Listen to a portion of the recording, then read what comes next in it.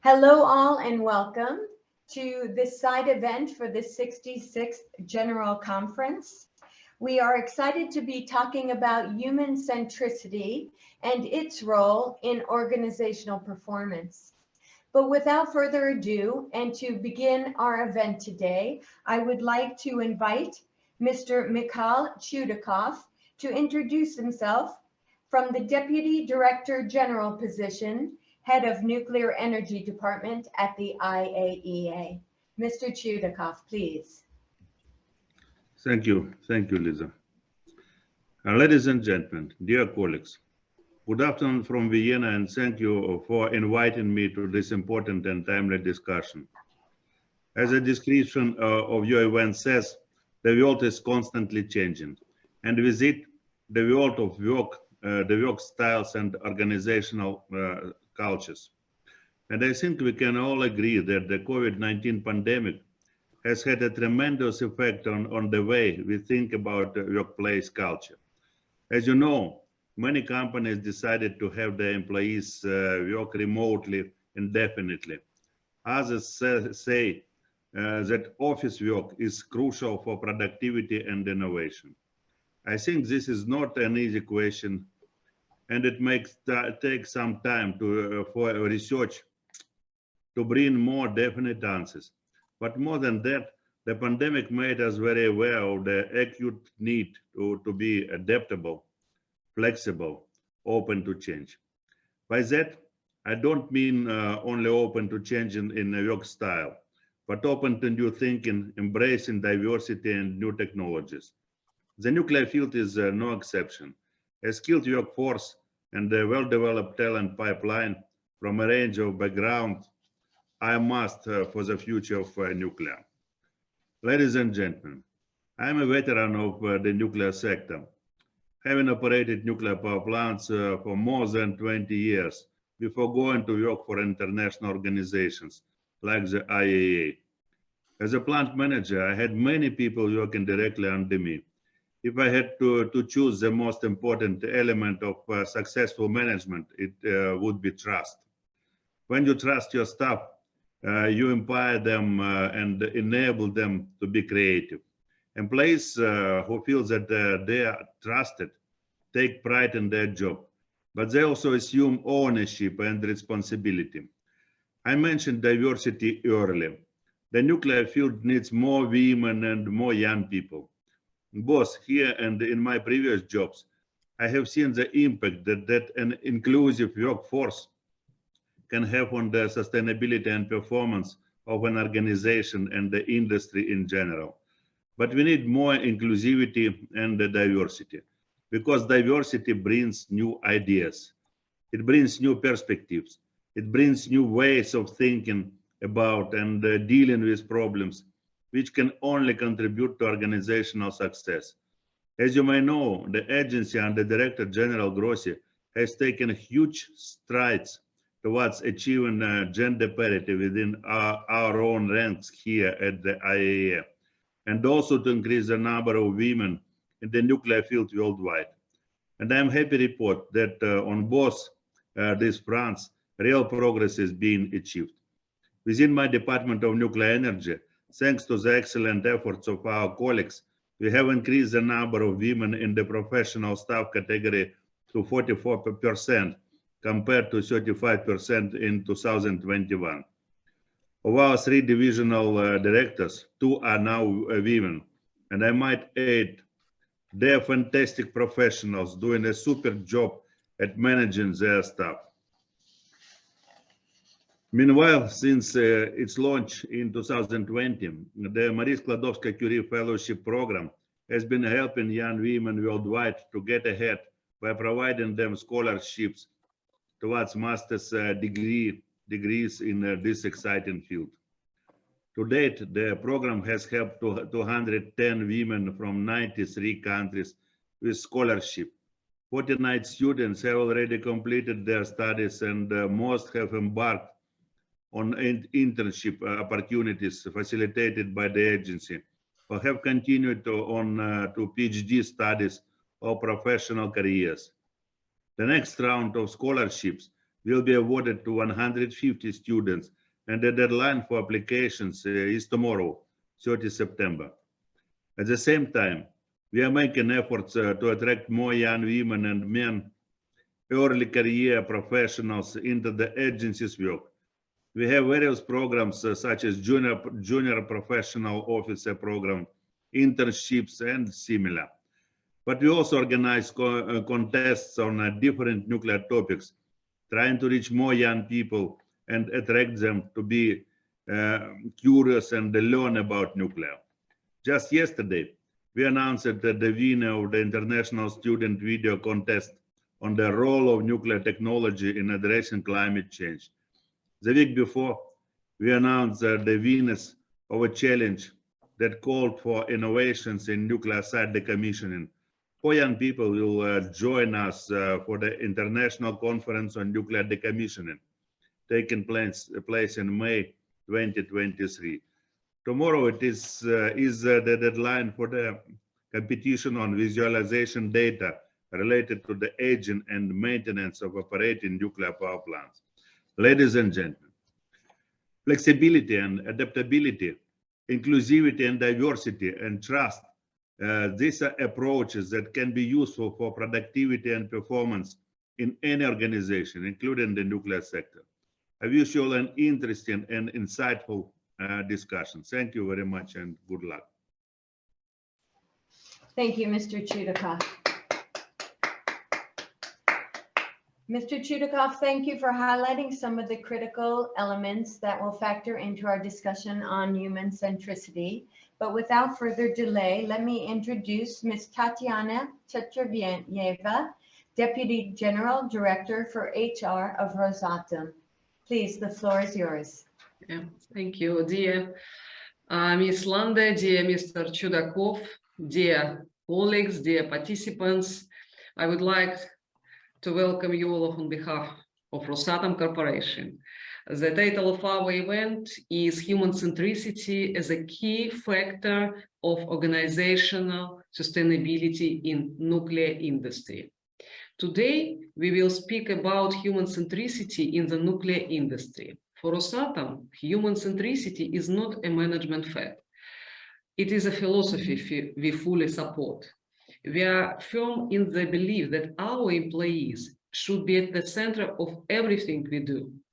Our strategic goal is to succeed at fulfilling human potential, providing employees with maximum support, creating a productive working environment, and developing professional and personal competencies. Human centricity is a response to challenges posed by labor market trends. We observe the changes in the motivation and values orientation among young generations. We understand that the majority of employees are looking for the flexibility in their working hours. Moreover, the demographic trends in many countries make the retention of middle-aged in the senior employees an imperative as well. Nuclear industry traditionally attracts large number of highly qualified people. For example, 164,000 of our employees, or approximately 60% of the entire ROSATOM labor force, have a university education. Over 5,000 have PhD degrees. We are competing for talent literally with an array of other technology companies. Moreover, the number of graduates planning to enter STEM disciplines in universities is falling dramatically all over the world. Clearly, we must develop a talent pipeline capable of meeting our present and future needs for human capital. Due to this fact, we start to create the educational pipeline from school age. Last year, over 6.6 million school children in Russia attended in our educational events. We are supporting more than 200 ROSATOM schools and are developing large-scale STEM projects both for schools and extracurricular education. We lead engineering competitions in various formats, ROSATOM Juniors Science and Engineering programs involves thousands of children, teachers, and parents all over the country. We do our best for the development of university programs. We cooperate with the 18 leading engineering universities through common research programs, educational courses, expert lectures, internships. More than 5,000 students do internships at ROSATOM's enterprises. More than 2,000 graduates are employed by our corporation annually. ROSATOM is partnering in infrastructure projects for education in engineering. The Moscow Engineering Physics Institute recently opened branches in Uzbekistan and Kazakhstan. Together with the Moscow State University and the Russian Academy of Sciences, we are developing a national center for physics and mathematics in Sarov. We are participating in the Advanced Engineering Schools federal program. It is designed to bridge the gap between current university curricula and the actual needs of high-tech industries. Under the program, 30 advanced engineering schools will be established. ROSATOM is a partner in 7 of them. We constantly upgrade the level of the professional development of our current employees, providing them with on-the-job training programs. 2 training hubs are ROSATOM Corporate Academy and Technical Academy. They are on the front line of changes and respond proactively by creating the up-to-date training programs. Last year, approximately 80% of our employees participated in on-the-job training. In practical terms, this is how we approach the human centricity philosophy at ROSATOM, and our efforts are bearing fruit. Our employee engagement index stands at 84%, which is an international benchmark for high-tech industry. Building partnerships is important for raising the profile of human centricity. A major project along this line is our annual Global Impact Conference. The main topic of this year is the power of learning ecosystems, how companies, organizations, and industries respond to various transformation of young generations through education and training system. A second one is our research initiative called Corporate Human Centricity Index. Gulnara Bikkulova, Deputy Director General of ROSATOM Corporate Academy, will tell you more about this later today. However, I personally invite our participants to join this research. It will help us to create benchmarks and understand the current development of the human-centric approach in our organizations. Once again, I would like to greet you on behalf of ROSATOM, and we wish all of us a fruitful discussions today. Thank you. Thank you, Mrs. Terentyeva. I know there are only 6 of us clapping online that we can hear, but hopefully there's hundreds in the background of this tape that are listening in. So there's a couple of points that I really want to highlight from each of your talks before we introduce our panelists. And the first, Ms. Terentyeva, are your discussions of the great contributions that ROSATOM has made to the education of the nuclear workforce. And that isn't only nationally, but as we move to a more global climate, and maybe the conception of even sharing and retaining talent globally, we again thank you for that contribution. I also really appreciate your recognition of the entire life cycle that we need to leverage, from the time our children enter school to our legacy employees who bring so much value with their knowledge and experience. We must attend to all. They all contribute. And Mr. Chudakov, I genuinely appreciate your recognition of the importance of inclusion and innovation, and how both of those capabilities require adaptability and flexibility. I don't want us to miss the fact that that creates a natural tension within the nuclear workforce specifically, and the nuclear organization specifically. And that is because nuclear as a technology requires constant stability and reliability. And yet we're asking for a workforce that knows how to adapt and flex. This is no small charge. And this is really the essence of today's discussion, to identify what are those human aspects that we want to exploit for the healthiest of reasons, and what must remain constant within that environment. So without further ado, let's thank you again both for your opening remarks, and we will turn our attention now to the panelists who will be talking with us today. So if we could please, rather than me completely ruining the lovely pronunciation of your names, I would like to move in this order. I didn't want to project because then we ruin the image of all. So I hope you can read this. We would like to start with just a 2 or 3 minute introduction from each of you, so the majority of our time can be spent on answering the questions. That will be most meaningful, I think, to stimulating thought of our audience. Probably I will start, if you wouldn't mind. My name is Gulnara Bikkulova. Yes. I represent ROSATOM Corporate Academy. As Tatiana Terentyeva just mentioned, we are one of training hubs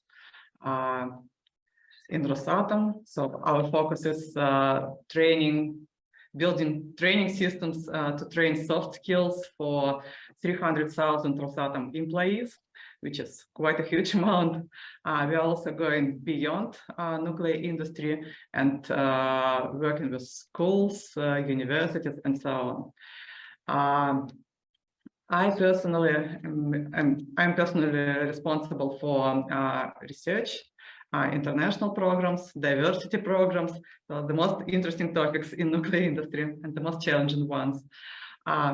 Talking about my background, I have a background in accelerating high-tech startups, and as for my academic background, I have a PhD in political science.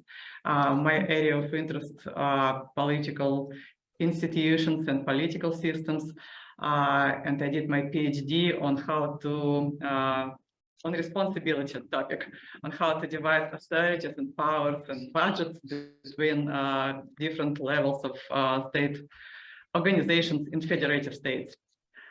I would say that I'm happy to be engaged in training and education area in nuclear industry because I want to quote here Chinese philosopher Confucius, who told that if your plan is if your life horizon is for 1 year, then plant rice. If your plan is for 10 years, then plant trees. And if your plan is for 100 years, then educate people. And we are happy in nuclear industry to have such long-term plans. And I'm happy that I have this luxury to combine my personal passions into my work experience. Thank you very much. Gulnara, thank you. You know, your PhD dissertation on what I heard shared leadership is really appropriate in this discussion today. We'll talk more about that. Would you introduce yourself? Hi, greetings to you all, and I'm very pleased to be with you in this distinguished meeting as a panelist. And I would like to thank you, ROSATOM, and Women in Nuclear Russia, and of course, International Atomic Energy Agency, and to you all. I come from Turkey. We don't use Turkey anymore, Türkiye. Republic of Türkiye.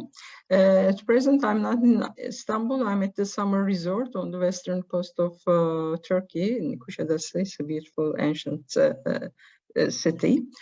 Basically, I'm graduated in nuclear fields in United Kingdom many years ago. I am the good sample of perhaps manpower development by my country. Many years ago, I was sent on a scholarship to study nuclear engineering. I graduated from Sussex University, then from University of London, MSc in nuclear reactor engineering. Then I worked for the Turkish Atomic Energy at the Çekmece Nuclear Research Center near Istanbul for many years. Mainly my work based on energy planning, nuclear power plant bidding evaluations, which took several years before we had our first plant with Akkuyu, with the Russian Federation. And then I did a lot of probabilistic risk assessment work in parallel to safety assessments during the bidding evaluation. And I specialized in human reliability and human factor in engineering, which was a very important field in our countries. And I did various works on the environmental safety assessment concerning lakes and marine, in particular, Black Sea region, among 6 Black Sea coastal countries, Turkey, Bulgaria, Russia, Russian Federation, Ukraine, and Georgia. It was a wonderful and fascinating work supported by the IAEA after Chernobyl event. And I always believe in the communication with public while I do my research work. So I established Turkish chapter of Women in Nuclear in Turkey, which we are quite concerned with the development regarding nuclear power and in communication issues. And at present, I'm the director of NUTEK Energy. Before I participated in NUTEK Energy, my last official work with the Turkish government was at the Vienna. I was a nuclear attaché and advisor to the permanent mission of Turkey, which was a very enjoyable and hard work just after Fukushima period in Vienna. And again, I give you all my greetings and prepare for the questions. Okay. Thank you, Gul. That must have been quite an experience. And I hope everyone is okay that I transitioned to calling us by first name. I think that will make it a more relaxed and comfortable discussion. And I apologize if that insults anyone. No problem. Thank you, thank you. Ainur, do we have you back yet? We appreciate your persistence. I'm going to keep moving forward. Please give me a sign when you come on. Let us go to Tserendorj. Okay. Good afternoon, everyone. For Mongolia, it's evening. So I have to, first of all, I would like to thanks for organizing the meeting and the for invitation. The very important meeting for us and for all the, I heard that is all the participants is very important. I work in Nuclear Energy Commission in Mongolia. About more than 10 years I work in nuclear sector. Before then I work in energy agency and commercial organization. My background is I am product of a Russian because I graduated National University Science and Technology, Moscow, Mrs. After then, I graduated as International Institute of Economy and Law in Moscow. After then, I was graduated in Mongolian University in BA. It's my background. So about 5 years, I work in. I was a expert of human HRD in Nuclear Energy Commission of Mongolia. Nowadays, I work in this uranium project. It's my responsibility included some issues of HRD in uranium industry. For this case, it's very important for me. Thank you very much for invitation again. I'm back. Terrific, and thank you for that introduction. And Ainur, please. Hi, I'm back. I hope my technology issues are now gone. So I'm very honored to represent the Republic of Kazakhstan at this very interesting event. Although Kazakhstan does not have any operating nuclear power plants at this moment, still this country has participated historically in this issue, considering we have the national operator Kazatomprom, which is the largest in the world producer of uranium related to nuclear energy. Globally. And so through my government experience and leadership positions in the national government area, I can speak on behalf of like HR trends and technologies in quasi-governmental sectors where I've worked before working for government. So I hope I could give a glimpse of our today's topic, human-centric HR trends and practices in Kazakhstan, where I'm from, speaking generally and specifically about nuclear energy sector. Although I represent healthcare from my background. Thank you. Thank you, Ainur. That's terrific. Everyone on this panel is going to bring value. And that brings us to the last but not least participant on our panel today. And Israel, if you would please introduce yourself. Good afternoon.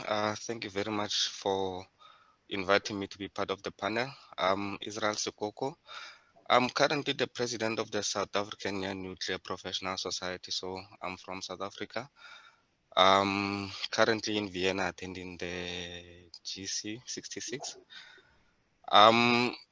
The South African Nuclear Professional Society, it's really one energetic movement that aspires to advise the young people in South Africa about career opportunities and in the nuclear field, as well as, you know, training opportunities. I'm also working for ESCOM at Göktepe Nuclear Power Station. I'm a manager there, responsible for the nuclear analysis department. So in the department, I have a PSA, I have the deterministic safety analysis group, I have the reactor fuel engineering group. I also look at radioactive waste at Göktepe. I'm looking forward to discussions and you know, being part of this panel. Thank you very much. Thank you all. And I'd like to introduce myself, please. I'm Lisa Lande. I come from the United States. I spent 15 years in private industry, helping Fortune 100 and 500 companies on their leadership development programs. And these were high-tech organizations that really were motivated by innovation, adaptability, flexibility. They took on risks readily. And then I shifted completely due to personal experiences that can alter our attitudes and beliefs, as you all know, and happily moved into mission space, joining Los Alamos National Laboratory and the Department of Energy for the United States, where I developed leadership and safety culture programs throughout the Department of Energy, primarily focused on Los Alamos National Laboratory. And most recently, I've been brought to the IAEA, where I serve as the senior HR specialist in nuclear power, helping emerging and expanding programs around the globe. So I'm honored to be moderating, and I thank the organizers for inviting me to do so. We have about an hour now to move into questions, and I will be looking at three buckets. We will be looking at three buckets that factor into human centricity. We'll start with labor market trends and what those trends are telling us about how we best recruit, develop, retain the humans that work as our workforce and further our nuclear technology. Then we will talk about human-centric approaches to building these pipelines. And finally, we'll talk about next steps, what's coming on our horizon. So that's a lot to capture in an hour. We want you to share a few good thoughts with us. And I hope that for each question, there's opportunity to hear from more than just one or two of you. and I will spend about 2 or 3 minutes summarizing before we end. So let's move on to the questions. We're going to start again with labor market and trends. And I would like Gulnara, if you would, to start. And could you tell us what trends are currently affecting the labor market globally and in your country? Thank you, Lisa. I will give a helicopter view on global market trends because this topic is huge. And all these trends, of course, are relevant for Russia as well. I would start from demographic data and from statistics. We all know that the world is growing and global population is expected to reach 8.5 billion people by 2030. 75% of these people employed at the global labor market will be young people under 35. We also know that 85% of human capital globally is mid and low-skilled employees. When we take a look at the global labor market, we also understand that there are trends regarding aging population in developed economies and growing young population and labor force in developing world, where the infrastructure for training and education is still insufficient. As a result, we all feel and see talent shortage and skills gap, and it seems that this is a challenge for everyone. We know that 2 out of 5 people worldwide do not have right skills to be employed.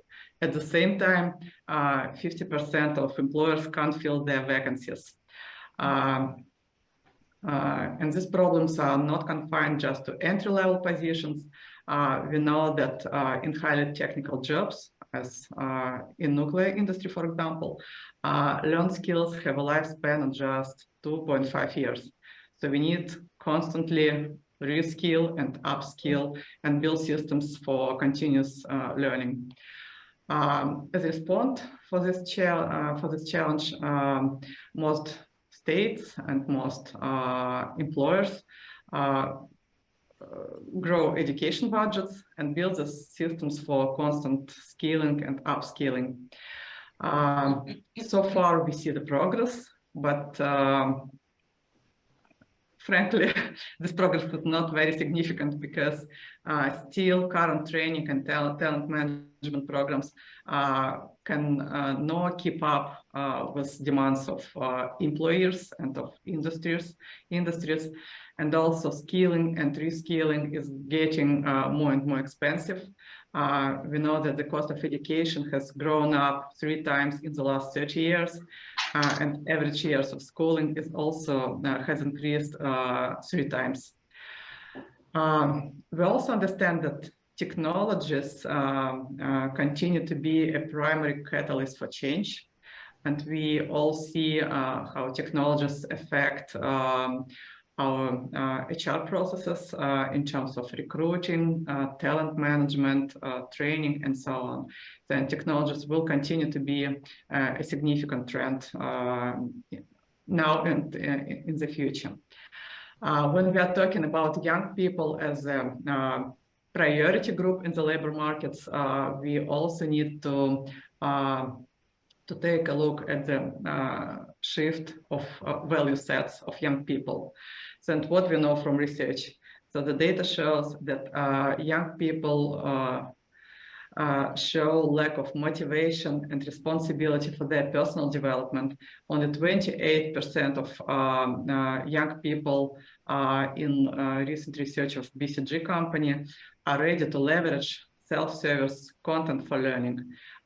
Most young people expect that employers will take responsibility for their development. Yeah. We also, as Tatiana Terentyeva also mentioned, and Mr. Chudakov mentioned today, we also see changes, changing expectations in terms of work formats. Young people are ready to accept 10% lower salaries to work one day less or have flexible work policies. And also we know that young people prefer to work for companies with clear mission and values, which is also important in terms of building HR brands and to attract young people into nuclear industry. All these trends could be a result of permanent turbulence we are living in for the last 20 or 30 years. And this turbulence is caused, of course, by developments in technologies, in climate agenda, and so on. And we know that scientists and researchers find right words to describe the world and to help us to adjust to changes happening in the world. I want to mention three concepts which are quite popular. Most of us know a concept called VUCA world. This acronym stands for volatility, uncertainty, complexity, and ambiguity. Which means that we live in a world that is constantly changing, becoming more unstable. And in order to plan our training systems for VUCA world, we have to develop specialists with broad expertise and different skill sets. This VUCA world concept was quite popular like 10 years ago, but COVID and climate agenda brought to life another concept called bunny world. And this acronym stands for brittle, anxious, non-linear, and incomprehensible. So if something is brittle, it requires capacity and resilience. If something is anxious, we need empathy and mindfulness. If something is non-linear, it calls for context and adaptability. If something is incomprehensible, it demands transparency and intuition. So this new concept tries to find stable structures in changing world through attitude of people and their reactions. And here, so if we think about labor market and about changes in education and training systems, we need to take care about self-skills, self-management skills, self-care skills to help people to develop their abilities to organize themselves, to set goals, to focus on achieving these goals, on time management, on self-motivation, and so on. And actually, these topics are the most popular on all education platforms. They're like top 3 skills most demanded by young people using mobile platforms. Mm-hmm. So, and the last concept, which is totally new, so it's innovation of 2022. This concept is called TACI world. And this acronym stands for turbulent, accidental, chaotic, inimical. So it's and this acronym reflects a very uncertain and divergent global context. And here we have some statistics. For example, Gallup says that 30% of people working in a corporate environment feel now emotionally detached at work, and 90% feel miserable. And we understand that this situation is quite new to the most part of the world.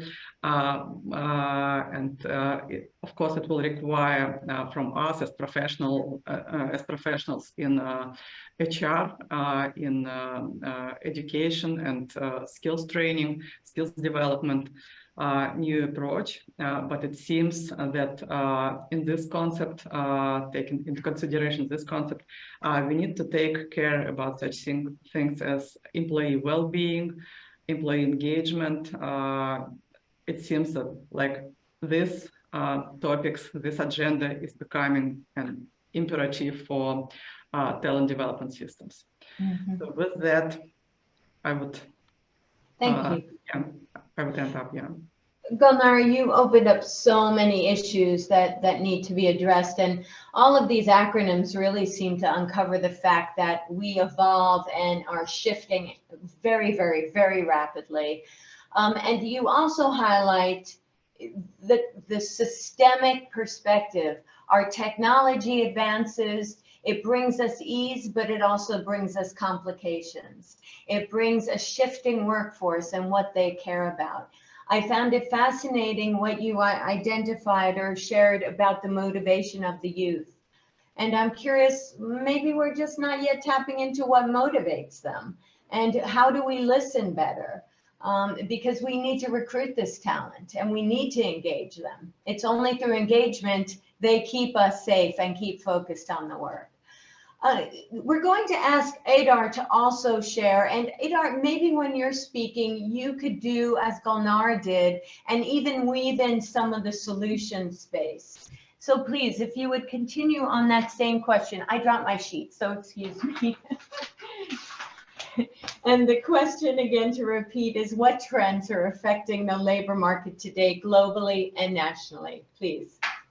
Okay, so I think with COVID sweeping the world, one of the major trends has been remote work or flexible work hours, which became the favorite, favorite trend by employees.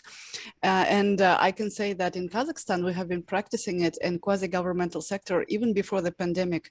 So like in my personal example, when I was the CEO of a large quasi-governmental organization called the Republican Center for Healthcare Development, and we would develop reforms for the government.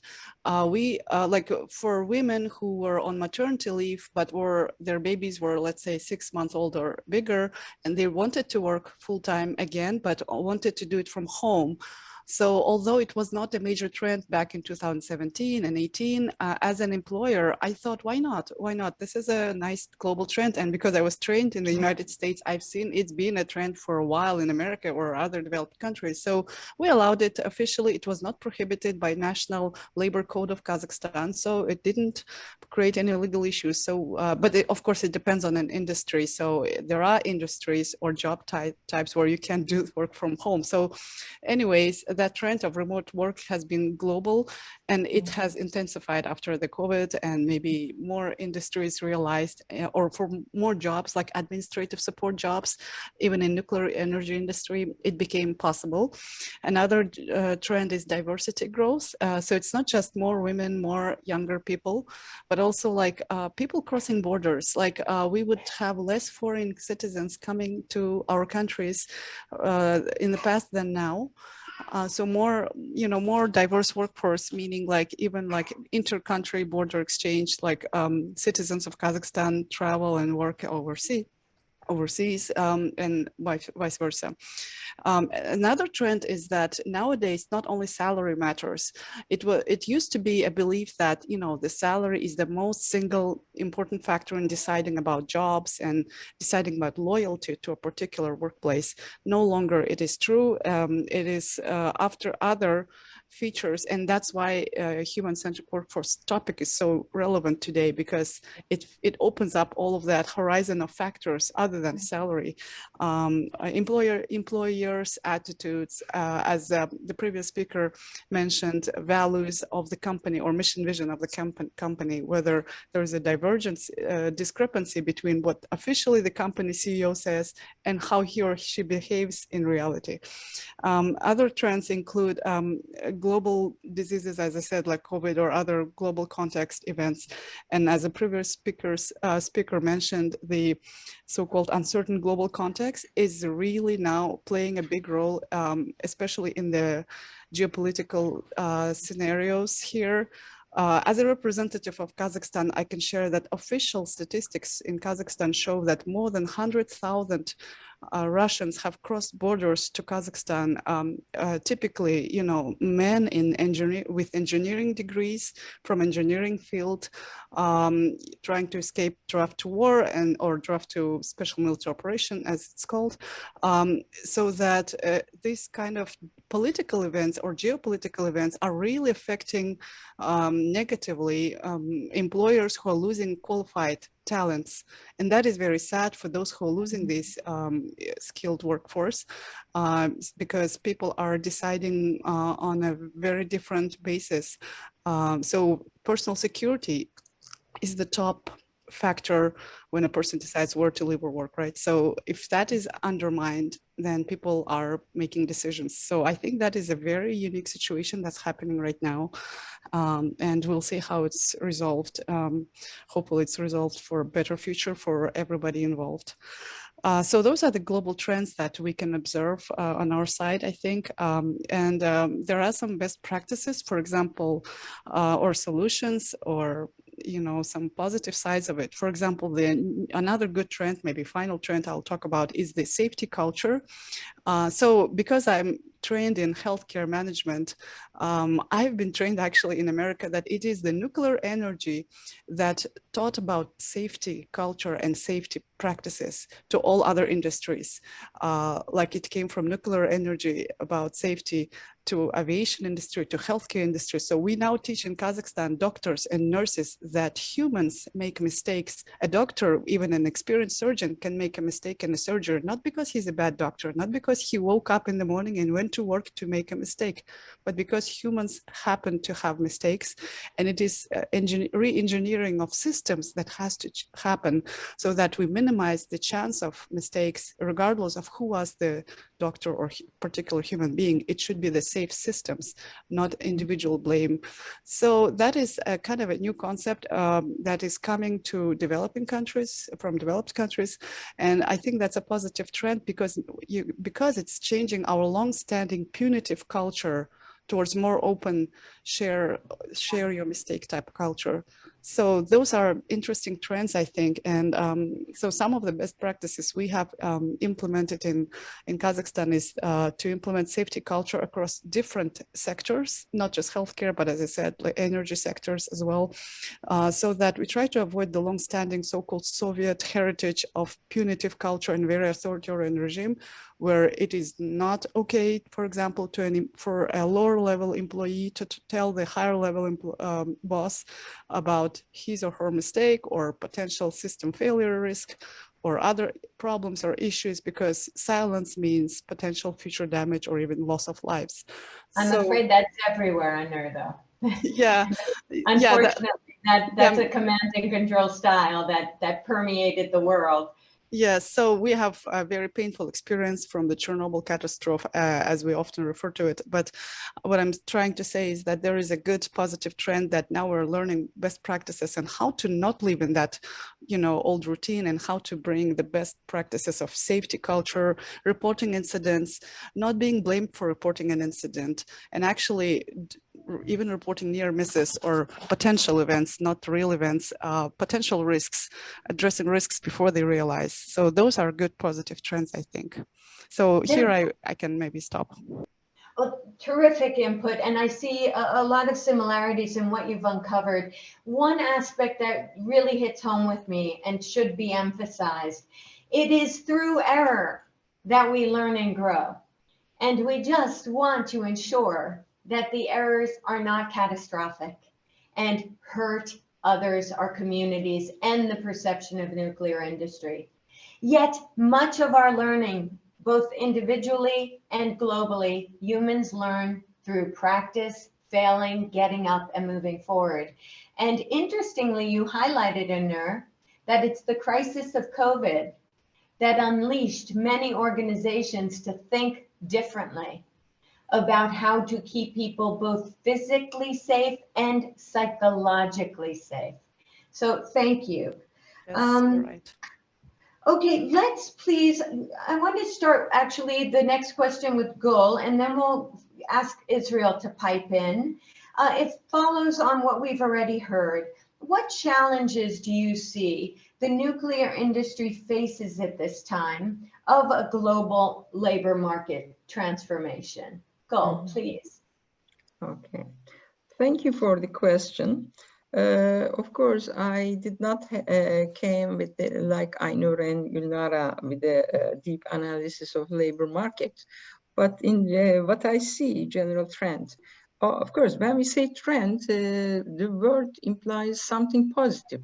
But however, now when I've been brainstorming about the trends in labor market, I always catch the negative aspects of the current trends, like the slow economic recovery after pandemic, COVID-19, followed by the Omicron and Delta, and still affecting all the market all over the world.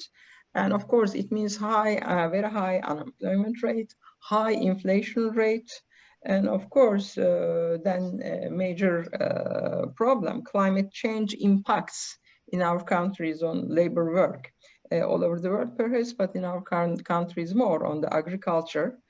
And of course, energy matters are very important, gas crisis and energy problems. So trends, what I can say is the human-centered recovery from the crisis. It should be, there's no other way. What are these crises, main crises? Pandemic, climate, and energy. And like Ainur said, in Turkey, we are also surrounded with some unstable political situation around us. Turkey is receiving so many immigrants, over millions from Syria, Afghanistan, and these immigrants are really turning all the labor market balance upside down completely. You know, not in the hundreds, thousands, millions, very large numbers. They are flowing into Turkey and Istanbul, and you know, labor market, you know, you cannot talk about stability. There are so many problems that I have no time to go over. Like Ainur said, we also said quite political instability around us. As we all know, current conflict between our Black Sea neighboring countries, Russia and Ukraine, are affecting our labor market, our tourism income, and agricultural products and trades, and etc. There are a lot of impacts on this respect.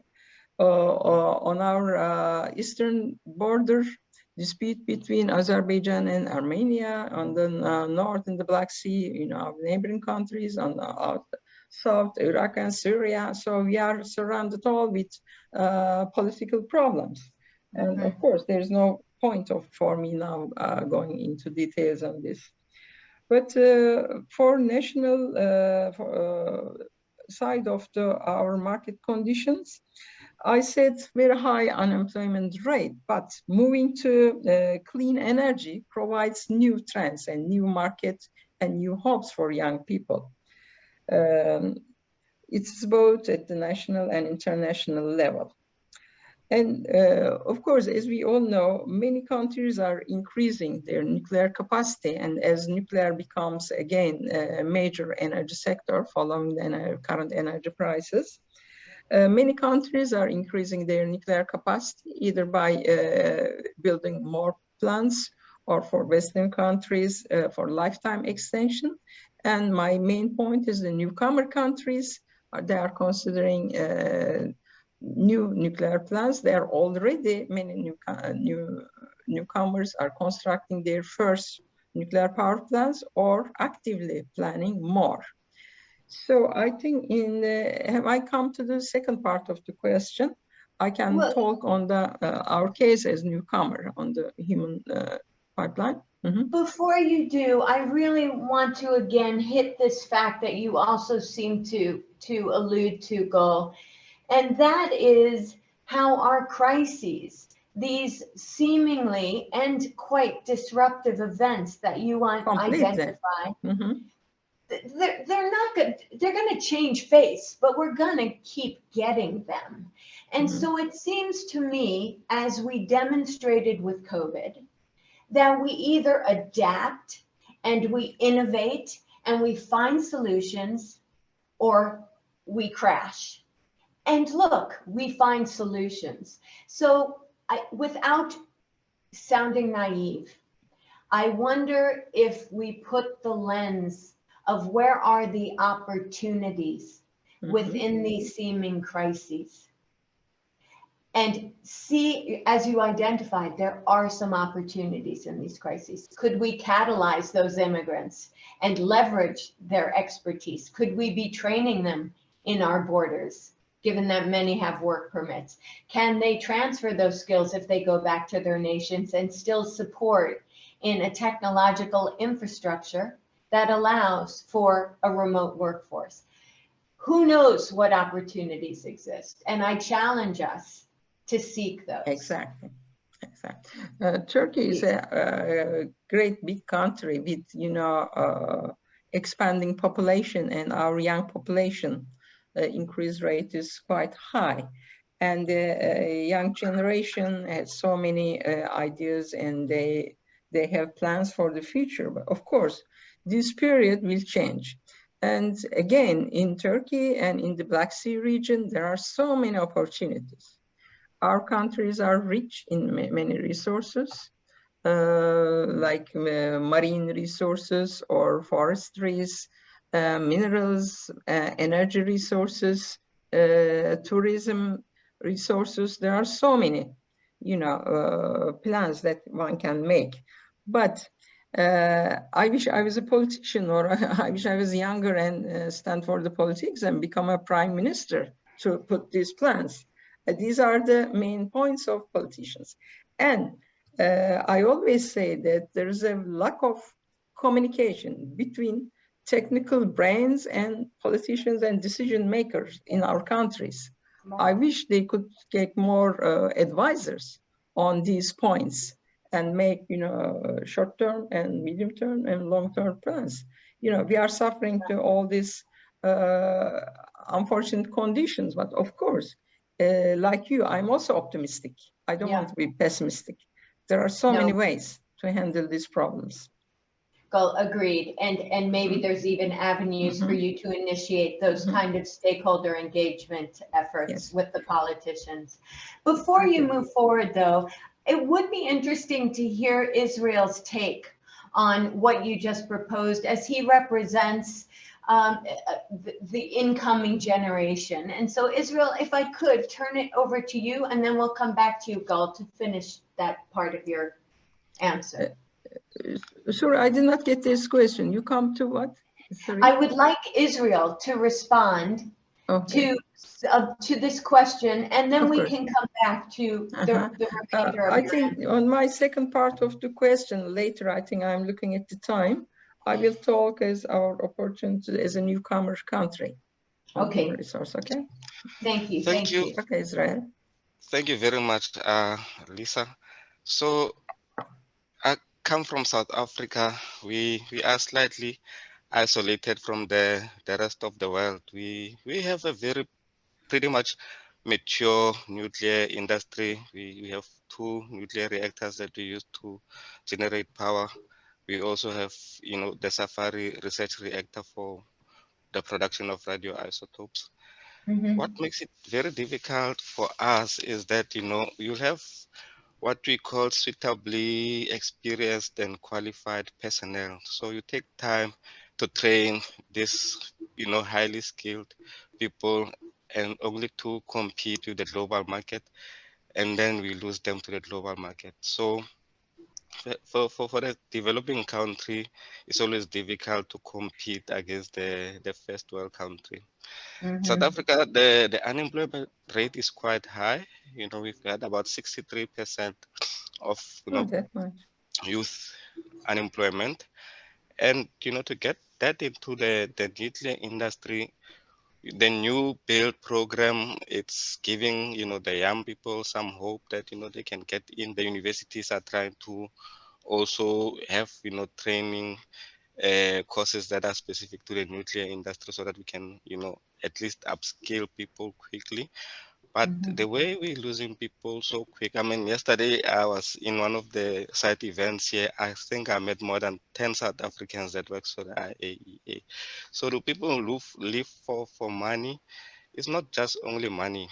People are looking at, the culture, the environment, the values, and the experiences they are going to get, by moving around. So for us, it's always very difficult to match what is happening, in the global world. But we try to maintain that. I think at some point, we need to look at things like mentorship and coaching programs. You know, do they work for us? Then knowledge management as well. You get, I think the very first speaker indicated that it's always difficult to fill vacancies. We have the same challenge whereby you're losing this suitably experienced and qualified personnel to our competitors in the industry, and then for you to replace that experience, it's quite difficult. You struggle. You have to bring someone in. It takes quite a number of years to train them, and then once you've trained them again, they leave. People also, I had an opportunity to ask some of the guys that have left at Quebec, why do you guys leave? Because some people just leave not because they want to grow, but you know, they just leave because they just, they saying it's for their mental health. So that is quite important. The other thing is flexibility, our ability to adapt quickly. You know, we are now in the digital world. We there's a big topical, you know, discussion in South Africa, especially at Quebec, about working from home. You have engineers and analysts. I work with analysts. They sit in the office. They can work at anywhere in the world, and then they can do the work they need to do and still deliver. And then you have those people that have to go and touch the plant. So those people need to be on site every day. Those people are complaining. I say, but you cannot be in the office while the other guys are at home. You know, so you need to be able to balance that and ensure that, you know, there's that fairness in applying the new world of working, the hybrid work model. I think those are my few comments. I don't want to repeat what the other speaker has already, you know, mentioned. Thanks. Thank you. And I mean, the relationship to what all you were saying, we hear some common denominators. You know, though, the fairness thing is an interesting one, and it links back to, I think, Gulnara, you mentioned it, Gul, you mentioned it, Ainur, I think you mentioned it. You know, what motivates our employees is relative to their interests, values, attitudes. And we getting better in touch with that may recruit, retain, and develop more effectively. And who knows, maybe there's a workforce that loves to come in every day. That's what they want to do. They want to be with that equipment. And there are those people who thrive working from home. This should be a part of what motivates staff that's going to keep them engaged and focused. So that's fair to me, you know, if we tap into what they value. Yes, we really need to be flexible enough to accommodate, you know, the new world of living. Yeah. I do think so. Gul, did you want to respond to that, you know, weave in some of the other things you were going to say in response to this, or shall we move on? I think we better move on because I'm checking the time. There are other issues. Know. I didn't tell Gulnara. She probably chose the not best moderator when it comes to time management. So we're just going to have a good conversation and shoot for as much as we can cover. If we have more time, we can discuss more with pleasure. We'll have to arrange another. In half an hour, are we going to stop? No, wait, we have about 25 minutes, and I would like to jump actually to hear from Soku, and I'm going to move a bit out of order. I'd like to know from you, based off of what we've heard and your own experience, what do you think has to be done to transform our industries into these human-centric ones? And to do these things to ensure that the industry addresses these trends. Soko, to Sundor. Oops, we can't hear you. Can you unmute? There you go. Okay. As Mongolia is very different situation because in Russia, in all these countries already have nuclear facility. Of course, the labor market is very high. For Mongolia is another situation. Of course, the labor market is open all over the world. it takes into account both positive and negative effects. For example, in Mongolia, young people with the intellectual and financial potential in development countries such as Mongolia have a strong tendency to study in advanced countries such as Russia, USA, Japan, Korea, and UK, and then stay in work. On the one hand is good, of course good. No, but on the other hand, this person who has been studying for a long time in meeting the high demand of the labor market and evaluated his work in another countries. It's a big problem. For example, a lot of our young researchers worked in Russia, in USA, because nowadays Mongolia not have is, for example, accelerator for a research purpose. So in this case, it's a big problem. I have a reason because our country is in the, also is our country wages is very low. Jobs are very unstable. Social guarantees insufficient. Of course, it's connected with almost for young researchers. But health mining sector is comparatively improving. In this case, therefore, we must be looking at improve the working condition for young generation to be have a good workplace.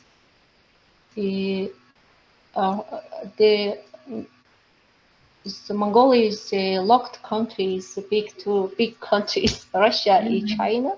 Of course, the geopolitical effect is very low. No, but it's a very different situation in Russia. It is Turkish. It's only my opinion. No, I think you're right. I think it's a very different context that you're operating in. You seem, though, to be uncovering some unique opportunities to think innovatively about the ideas that have been brought from Israel and Gulnara and Ainur.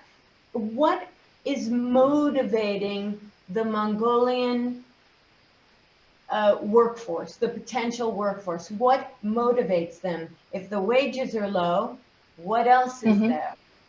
What kind of marketing protocol are you using to make nuclear attractive to a global work? Yeah.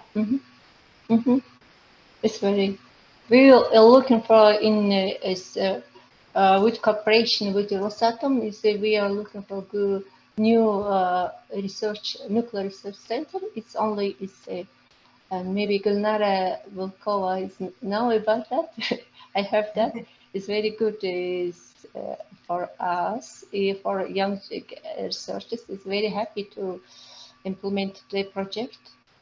Also, medical purpose, we are using the new radiopharmaceutical center. It's very interesting for our nuclear physicists working in a lot of because we are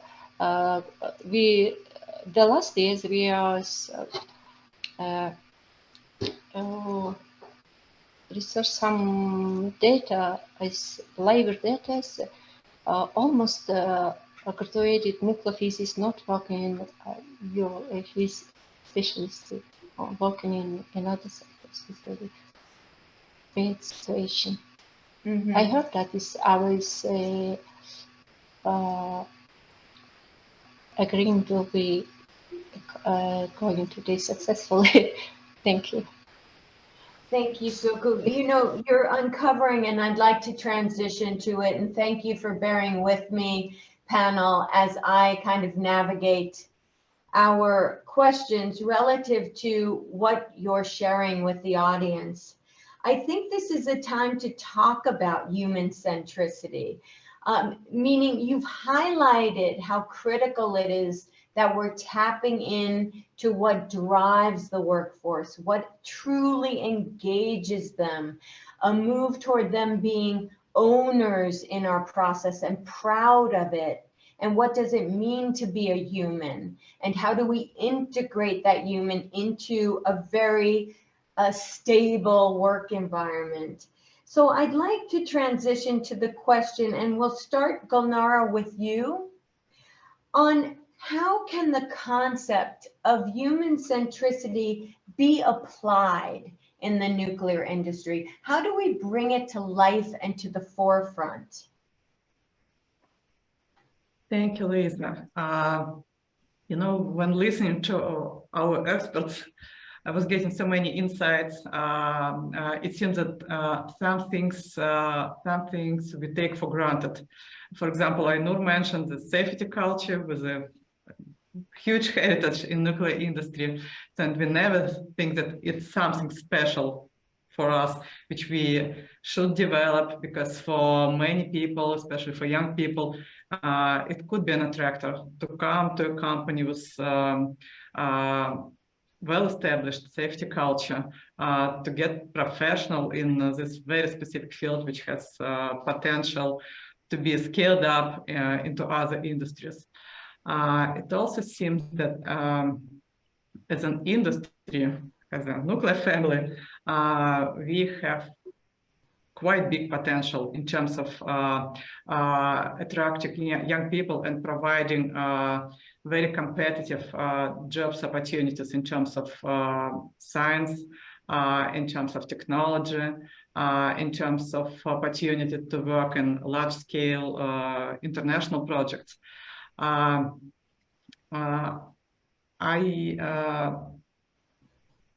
also think that we need just to accept the fact that we are very diverse and we are very different, and workforce we are working with is also very diverse and different. So, and in our opinion, what really works is to understand that different target audiences, different groups of our potential employees need individual approach.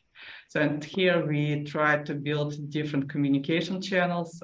We are trying to find different arguments. For example, now what really works is building, is networking and building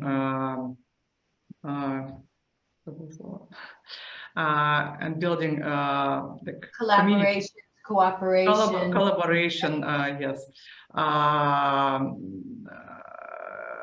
Inside of ROSATOM, we have a big society called Women in Nuclear, Russian Women Nuclear Society. We have a big society of young scientists. We have a big society of people involved in innovation projects and so on. So in this society, these groups of people are helping us to build this horizontal connections, to connect us not just in formal way, but also through this informal ties and networking. I also understand that we need to change ourselves as people, as professionals working with other people, and our best practice is to change on a constant basis, to change systematically. We really do our best to research the best practices from all over the world to build common space to share these practices. We have a website. Unfortunately, most best practices are in Russian, but we are translating them into English. We are having lots of events to communicate with HR specialists and HR professionals from other industries to exchange our experience and to develop faster and more efficient together.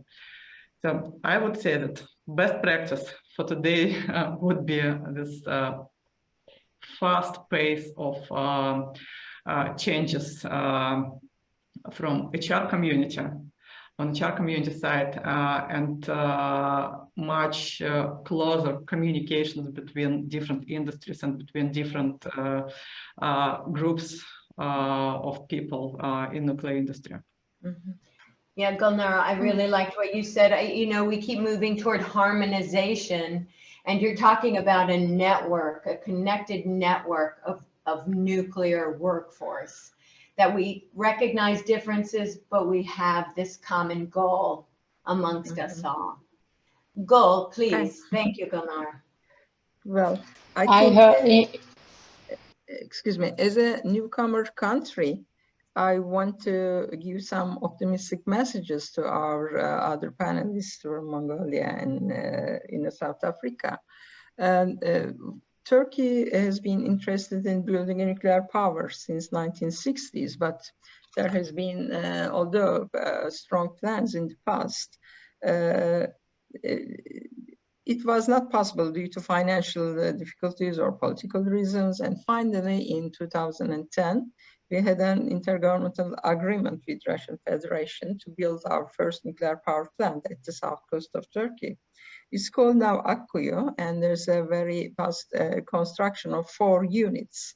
And in total, there will be 4,800 megawatts and 3 plus advanced VVER reactor types. And so it will provide 10% of the country's electricity generation. But what's important now, this project is providing a lot of new opportunities in the region. At present, with the recent numbers that I checked with the Akkuyu people from ROSATOM or Akkuyu Industrial Cooperation, which is 90%, 95% is Russian. 20,000 people are working at the project province, Mersin, and 15,000 are laborers, very good paid labor work, and 5,000 are technicians and managers. But of course, it's a unique project in the world, BOO model. It means build, own, operate. The reactors not only designed and constructed by the Russian company, they will also be operated, and they will carry out maintenance, and they will even do the taking out of service when it comes. So what will happen? Turkish government will buy the electricity generated from the Akkuyu plant. But Akkuyu needs a lot of young generation, highly skilled engineers and technicians. So with the joint agreement between 2 countries, many students are sent to Russia, Moscow Technical Nuclear Engineering University, MERFI, and St. Petersburg Polytechnical University. Until now, I think during the past 10 years, more than 300 young people are educated. They are back to Turkey and they are employed by the Akkuyu company. And recently 54 new students arrived. So it's a very good opportunity, you know, new nuclear for countries, for young generation, high tech, good education facilities. And Turkish government is also giving MSc grants for those young people who will return in government, return and work in the governmental departments in nuclear energy. They also introduce in the Mersin province near the nuclear power plant, technical colleges and technical school, the high schools. They are also introduced in their syllabus some nuclear energy lessons. So it's a good opportunity for a country. You know, if you have energy, if you have energy supply and demand, it means that it will provide new opportunities, and it will sort of reduce the inflation rate, because the energy prices we see in all the products, in all the industrial products, all the traveling, in the agriculture, everywhere. So for our future, and for what I'm trying to be optimistic, what would be the best trend to look into future in an optimistic way should be to reduce the unit energy prices. as much as possible. And nuclear provides a good opportunity in this respect, but with the strong international collaboration. Newcomer countries are not capable of quickly establishing, all the support system. In that way, agency, as you know, has a good milestone approach for the, technical opportunity and e-learning models, which many Turkish young people and engineers went to training, and we really get good use of these, program milestone approach. They have 19 different programs. And also World Nuclear University, I can mention, I can also recommend our colleagues in the panel. World Nuclear University also gives good insight to young people and hope for the future by introducing, positive aspects of nuclear energy. Not only for power production, nuclear has so many other way of application, which needs, expertise, and it provides good income and provides good jobs for the future. But I don't have time more, but I would also make recommendation for the future activities for the IAEA if I have time. These are great avenues, and I thank you for highlighting them, not only through the agency and what we can do to support new and expanding power programs, but also your recognition of World Nuclear. For those of you listening in the audience, and even for our panelists, World Nuclear University has just announced their Summer Institute, which is an outstanding opportunity to really encourage and reward some outstanding younger professionals to spend 5 weeks immersing themselves in both technical and essential leadership capabilities. So technical capabilities and essential leadership. That's human and technology blended beautifully. So please look up WNUSI because they are still taking applications for 2023. Lisa, yes, this World Nuclear University courses are very good, but they also give opportunity to countries to organize short courses, where I organize one in Istanbul, in the country, rather than send, because it's again financial problems they're sending, so you cannot send because of the high cost university. But our colleagues can organize in their country short courses, and it's an excellent opportunity. Yes, and the agency sponsors them too, to help those countries with lack of resources. So please look into it. Thank you, Gul. We only have a few minutes before I want to wrap up. And Ainur, I would like to hear last words from you, from Soku, and quickly from Israel, since we've heard a couple of times from Gulnara and Gul. Any last thoughts from you, a minute or so, on the importance of human centricity and how it can be applied within the industry? Israel, let's start with you, please. Thank you. I'm gonna be very, very short. So for me, company values are quite important. Where I work, we use the phrase, bond. It says we care, we care for humanity. So it starts there. You need to have it as one of your pillars in your mission or vision statement. That needs to be implemented. It's very important to implement.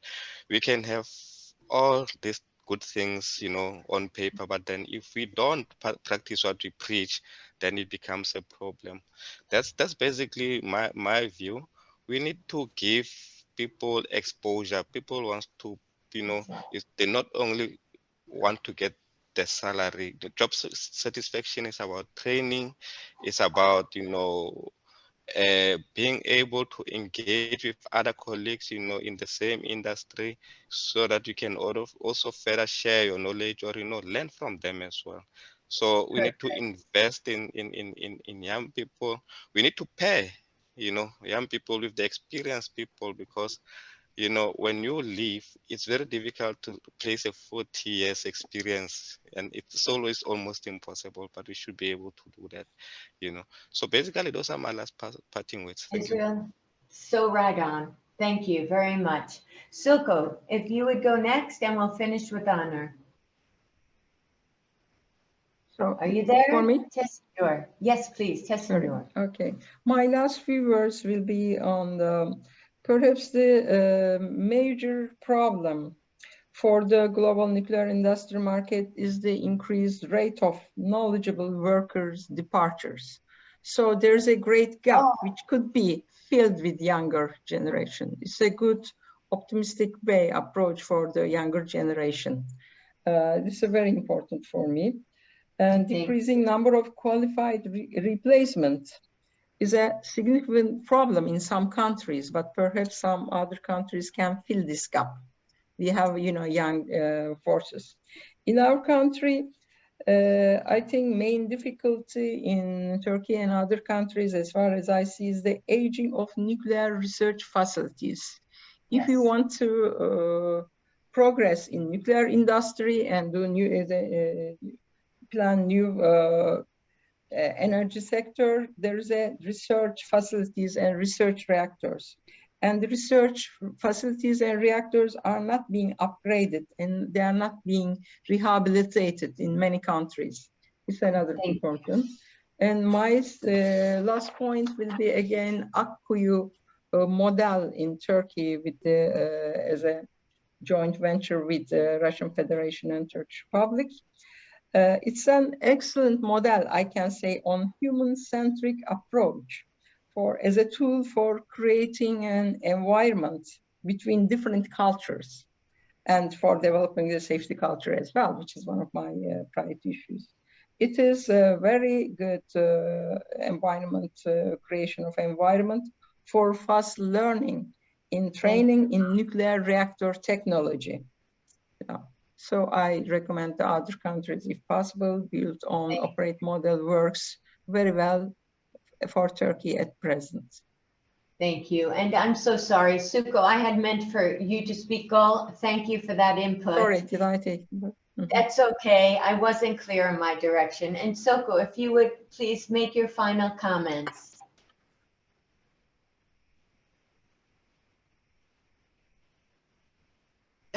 Are you talking to me? No, I'm trying to get Tserendorj.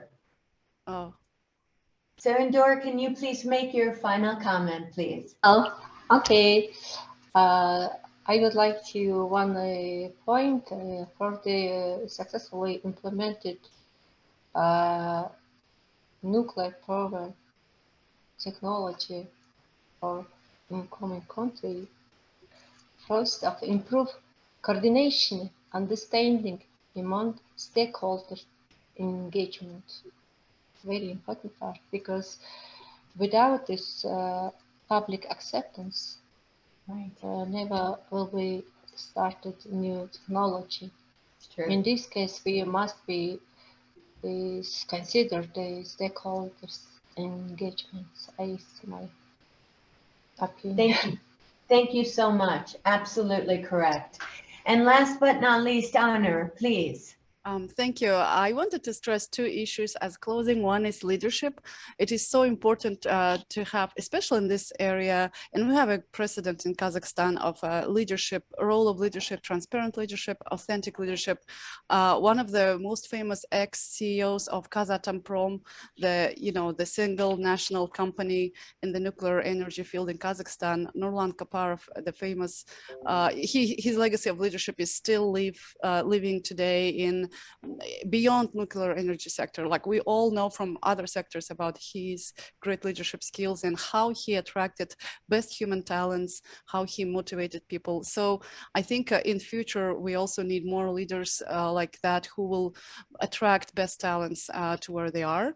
Another second closing remark is the paramount importance of communications with stakeholders, because to address issues of mistrust, and we have a concrete example, the talks between Russian government and Kazakh government about building a new nuclear power plant are just facing this huge opposition from just lay people, citizens who have no idea about safety, they're not informed. So the first thing when you don't have enough information, when you have vacuum, is fear and mistrust. So to combat those negative trends with objective information, with insurance that there are safety precautions, that it's not going to blow up the day when it's operating. So like all of these, you know, natural fears of human beings have to be addressed through very well strategically planned communications with all stakeholders. And that will also help to address human-centric workforce issues, because that is how employees get attracted to particular employers, and just all of that is tied together. Thank you. Yeah, Ainur, and thank you all for letting us just go 5 minutes over. I'll finish within 5 minutes over. You bring up this great point of how do we, the talent that's sitting on this panel and those who are listening as guests, create a nuclear environment where there is both stability and harmonization in our processes, but enough flexibility that we can navigate the changes that are going to continue coming at us. And we've all hit that at some point or another on this panel. I don't know if you can read my slide. I'm quickly going to emphasize and consolidate what was said here today and how it links to human centricity. What we're talking about is it's one thing, and we historically have focused a nuclear industry on being safe. Safety culture is paramount. We who are focused on human centricity recognize it's another thing to feel safe. And how do we ensure our workforce both feels safe and is physically safe, as well as the stakeholders that are engaged with us? The other is we do need to attend to both. And you all hit that the adaptive capabilities of our workforce are critical. And yet we also need to have stability. So what is going to quickly advance and build these core competencies of knowing when to follow procedure and knowing how to adapt in emergent environments, not emergency, but also emergency, but emergent. What are our training and development mechanisms that can train and develop these core capabilities? Let's create those across the industry. And the IAEA is looking to support member states in doing this. So more to come on that. So let me close by asking all of us to stay focused on those very critical human-centric elements that are going to retain and develop the best and the brightest. We're in this together. Thank you all, panelists and audience. It was a great honor to work with you. Thank you, ROSATOM, for arranging this important event. I wish you all well and look forward to seeing you in the future. Thank you. Thank you. Thank you and goodbye. Thank you. Thank you. Thank Thank you. you. Thank you for the work. Bye-bye.